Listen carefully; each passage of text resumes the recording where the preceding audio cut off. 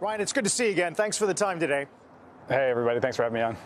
You've been pretty good about trying to keep the market calm when they get too excited about charts that show the number of ships at port coming down or backlogs coming down.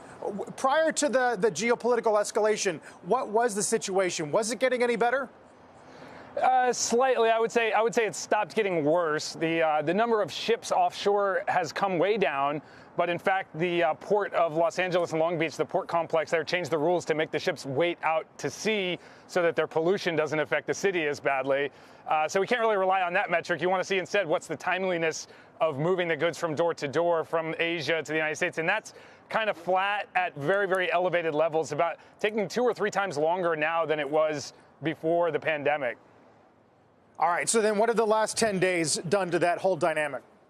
Yeah, it has come down a little bit. So we reached like about 115 days door-to-door transit time, which is really pretty terrible when you think about it only takes about 15 days to cross the ocean. And it's back down to around 100 days right now. So it's getting a little bit better, but we're not celebrating that. It's a pretty high metric. Ryan, tell us a little bit about these humanitarian relief efforts that you're undertaking. You've got a lot of corporations, investors to give money. I think Chamath Palihapitiya just donated. How much have you been able to supply, and how are you overcoming some of these logistical challenges? Yeah, and so we have an impact arm at Flexport called Flexport.org, where we do humanitarian relief operations. We've partnered with the United Nations, UNICEF, and a handful of other really established aid organizations, and we're providing both coordination, so what's needed on the ground at these refugee sites in Poland and Eastern Europe, with what's available. You know, we actually see almost a shopping list from these camps, and then go back to either corporate partners or other aid organizations to find those goods, and we manage the delivery. Of course, air freight's very expensive, so Chamath donated some money, as you said. Also, we're really proud of FTX, the cryptocurrency exchange, made a really generous donation and is organizing crypto donations for the campaign. So we're going to try to raise as much money as we can to pay for flights over there to move these goods and help people in need. I wonder, how do you judge the role of crypto in this crisis? And I know recently you said on Twitter, someone asked you if you were holding any crypto on your balance sheet. You said it wasn't zero.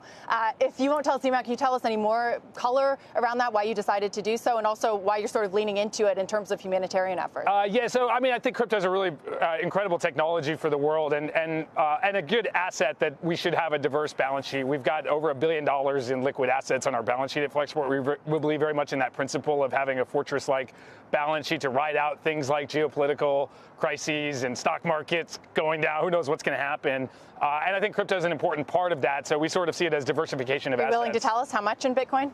I can't share that right now. Carl's got a question.